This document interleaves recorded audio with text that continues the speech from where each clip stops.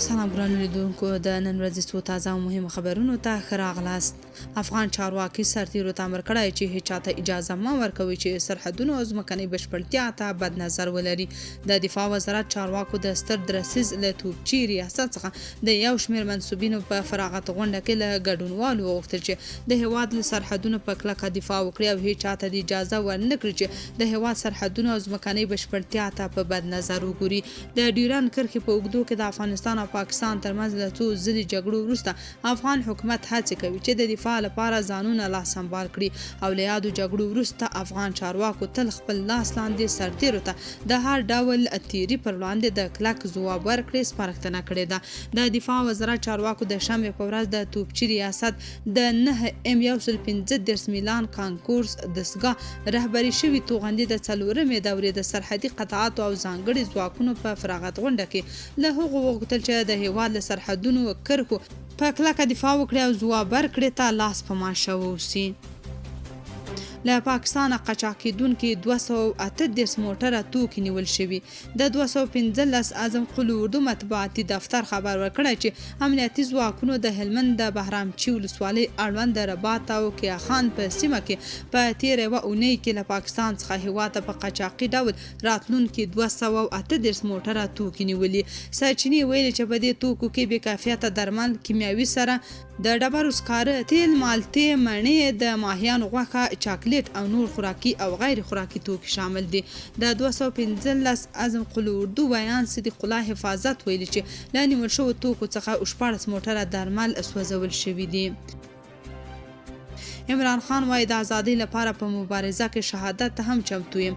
د پاکستان پخوانی لومړي وزیر عمران خان په زندان کې پر ځان او خپلې مېرمنې فشارونو، ګواښونو او بندیزونو ته په اشارې ویلي چې د رښتینې ازادۍ لپاره په مبارزه کې شهادت ته هم چمتو دی. نوموړي ویلي پاکستان دا مهال یوازې د عاصم قانون پر اصولو روان دی چې دته د منلو نه ده. عمران خان د شنبې په ورځ په یوه لیکنه کې ویلي چې نوموړی او مېرمنې په جلا بند کې په ذهني شکنجې سره ساتل کیږي. نوموړي زیاته کړې زموږ پر کتاب لوستلو، ټلویزیون کتلو او لیدنو بندیز لګېدلی دی. کورنۍ راته کتابونه رالیږي خو دلته موږ ته نه رارسیږي او موږ ته څو اونۍ پرله پسې یوازینی بند راکول کیږي. د ځان په وینا نور زندانیان هر ډول اسانتیاوو ته لاسرسی لري خو پر ده دا محدودیتونه د غیر انساني چلند او ظلم څرګندونه کوي. خان پر پوځ او سیاسي واکمنانو نیوکه کړې چې د سیاسي اختلافاتو له امله پر ښځو ظلم کوي.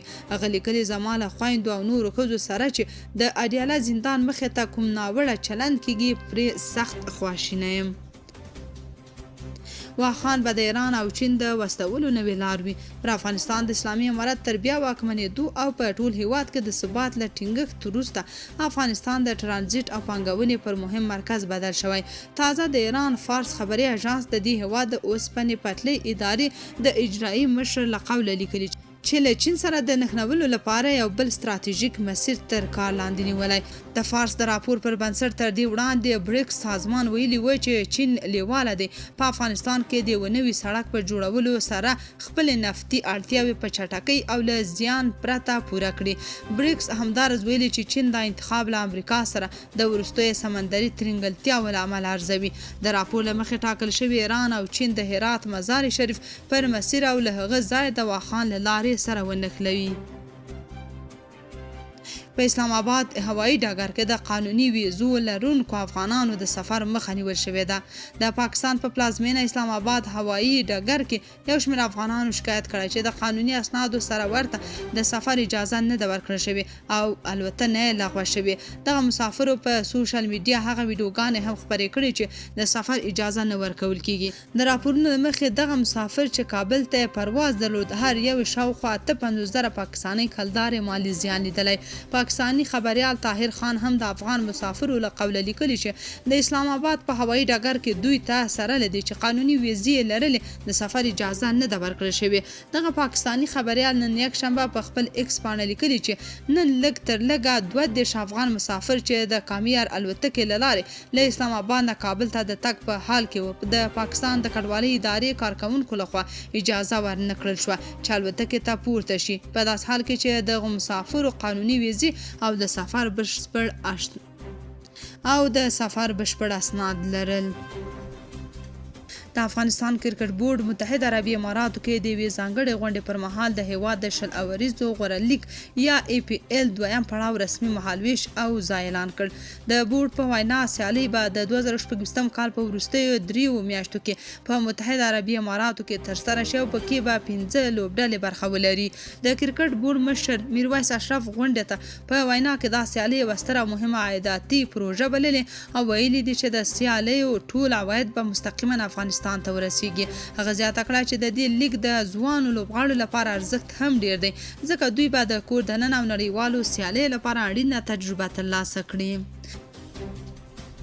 نتنیاهو ټرمپ ته د امریکا په مرسته پر ایران د بل برید وړاندیز کوي. اسرائیلي چارواکي باور لري چې ایران د خپل بالستیک توغندیو پروګرام پراخوي چې له همدې امله بنیامین نتنیاهو غواړي په راتلونکي لیدنه کې له ډونالډ ټرمپ سره هغه انتخابونه شریک کړي چې واشنګټن پرې له اسرائیلو سره د ایران په احتمالي برید کې مرسته کولی شي. NBC نیوز د شنبې په ورځ د یوې باخبره سرچینې او د امریکا د څلورو پخوانیو چارواکو له قوله لیکلي چې اسرائیل د ټرمپ لپاره د ایران د اټومي پروګرام پر وړاندې د بیا برید د انتخابونو په اړه د راپور د وړاندې کولو تیاری نیسي. د سرچینو په وینا د اسرائیلي چارواکو تر ټولو لویه اندېښنه دا ده چې تهران ښایي د هغو اټومي غنیسازۍ تاسیسات د بیارغونې کار پیل کړی وي چې د 12 ورځنۍ جګړې پر مهال د امریکا د هوایي بریدونو هدف ګرځېدلی و. خو هغوی وایي په شرایطو کې د ایران هڅې د بالستیک توغندیو د تولید د مرکزونو د بیا جوړولو او د هوایي دفاعي سیستمونو د ترمیم لپاره چې سخت زیانمن شوي دي لا ډېرې اندېښمنونکې دي. د ایلن ماسک شتمنۍ 249 میلیارډ ډالرو ته ورسېده. دا وروسته له هغې ده چې د امریکا د ډیلاویر سترې محکمې د ټسلا د سهمونو هغه اختیارونه بیرته تایید کړل چې ارزښت یې 119 میلیارډ ډالره دی. د فوربس د میلیارډرانو د لیست له مخې ماسک په دې سره د نړۍ تر ټولو شتمن کس شو چې ښایي نږدې راتلونکي کې شتمني 1 ټریلیون ډالره شي. ایلن ماسک له ټسلا سربیره د سپیس ایکس یا پخوانی ټویټر او نورو شرکتونو مالک هم دی. د هغه د شتمنۍ پر یوې برخې وروسته له هغې تاثیر وغورځي چې د امریکا له ولسمشر ډونالډ ټرمپ سره یې څو میاشتې وړاندې مناسبات خراب شول. نوموړي ټرمپ دویم ځل ټاکنو کې تر 200 میلیونو ډالرو لګولي وو او وروسته د امریکا د یوې نوې ادارې چې د امریکا د موثریت په نوم مشر شو خو تر لږې مودې وروسته ګوښه شو. امریکا او روسیا د اوکراین د جګړې د ختمولو لپاره خبرې کړي. د امریکا او روسیې لوړپوړو چارواکو په فلوریډا ایالت کې خبرې وکړې ترڅو د اوکراین جګړه د یوې ممکنه موافقې له لارې پای ته ورسوي. د فلوریډا په میامي ښار کې د روسیې ځانګړي استازي کیریل ډیمیټریف او د امریکا ځانګړي استازي سټیف ویکټوف د اوکراین د جګړې د ختمولو لپاره خبرې وکړې.